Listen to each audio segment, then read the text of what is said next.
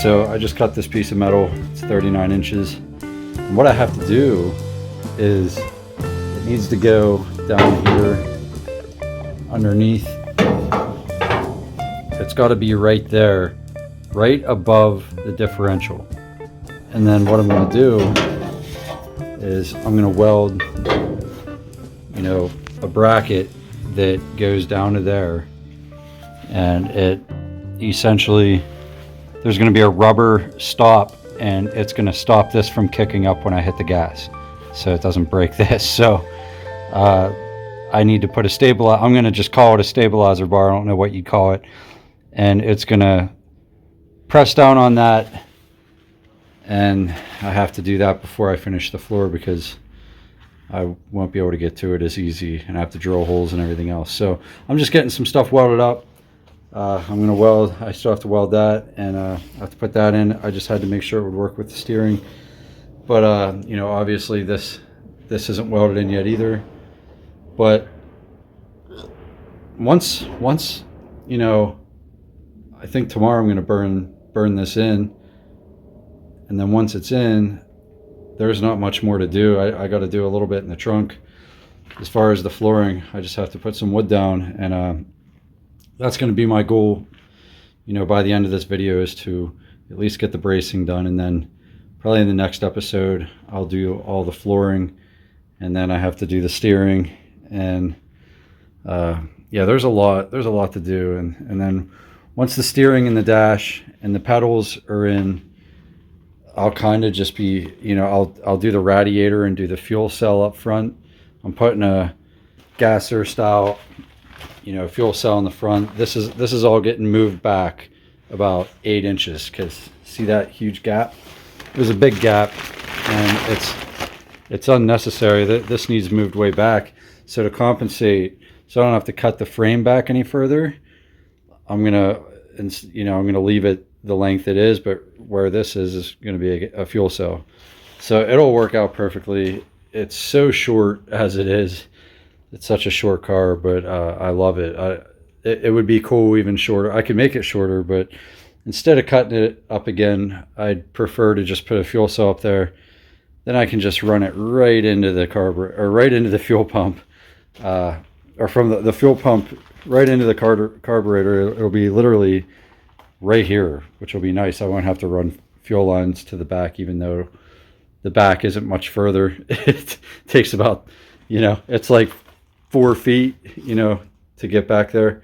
So it doesn't matter either way. It's just more for looks, and I can leave that back open for some storage, because there's literally there'll be a little bit of room back there, and I'm not going to put back seats, but I will have it for storage if I want to keep a couple tools back there, you know, maybe a parachute, and you know, some, I don't know, I'm too tired to continue this conversation, but I'm going to keep going.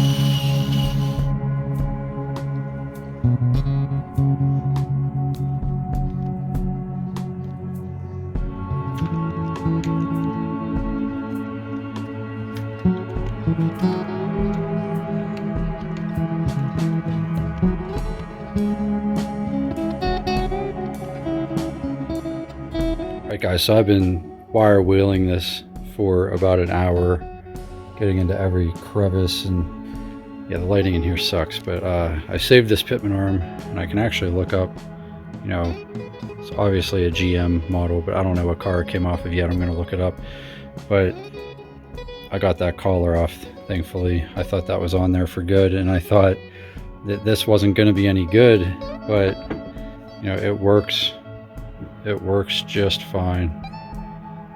Really smooth, and it looks pretty heavy duty. So you know, everybody's like, just buy a Vega steering box. I get it, but like, why not bring one back to life just because this one was a little bit dirty? But see, as you can see, these rotted, and they're stuck in there. But I cleaned the threads up a little bit. I'm probably gonna clean them up a little bit better, and then I'm gonna either weld something on here so that I can twist them out, or I'm just going to try to vice grip them out or something. But I don't want to drill them out because I want to save these threads that are inside of here internally, because that'll be, I mean, if so, it doesn't matter. I can put a nut on the end. I could drill them out, but like, I'm going to try to save them at least. And if it becomes too big of a pain in the ass, then I'll just drill them out. But then I'm going to acetone this whole thing, and I'm going to paint it, because this looks old school. And I love saving, you know, anything that I can. Like, this would just end up getting thrown somewhere, and it's a completely functional steering box with a pitman arm on it. This saved me like $400. So, you know, I gotta cut corners where I can financially, but not with safety. And I have to keep reminding myself that, because sometimes it's questionable.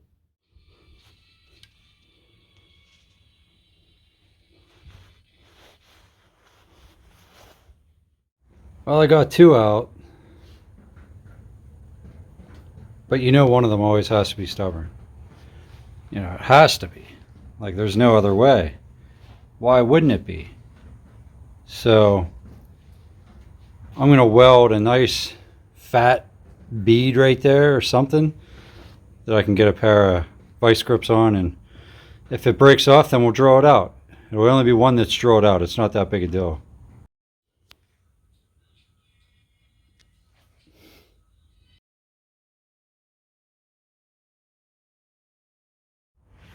All right, so here's the situation.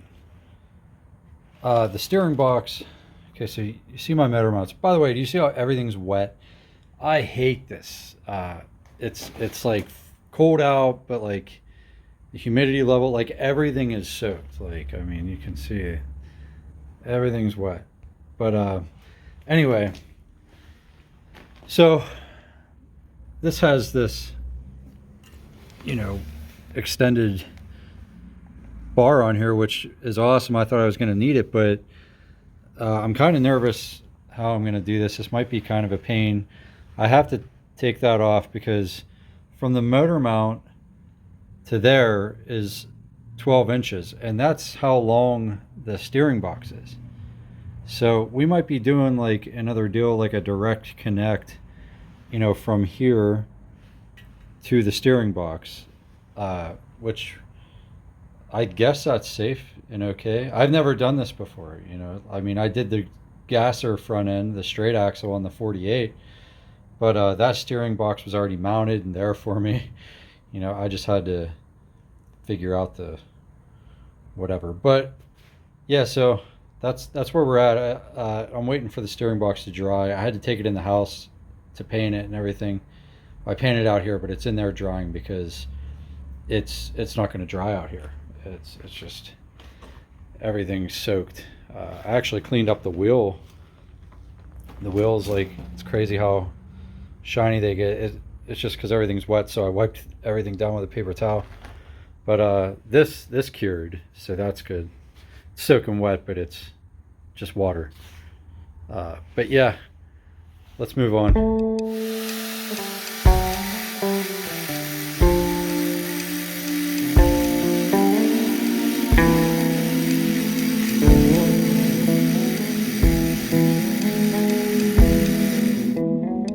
All right, so here we are. I got that stabilizer bar in. It was such a pain in the ass because the holes didn't quite match up. Of course, there's always like something. Then I had to cut it down. It was too long down there, so I cut the square piece off at the end but left the top on so it's capped. Then I'm going to put some kind of a rubber cap on that to keep that from kicking up. And yeah, so that's how that's going to go. But that'll keep that, I mean, that's so solid, man. But that's going to keep that from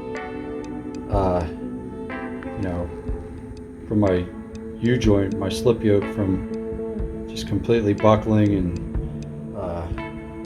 yeah, I mean, I don't know. We'll have to see. This is all trial and error, man. Like, I don't know how any of this is going to work out. I don't know if it's going to work, but we're going to try.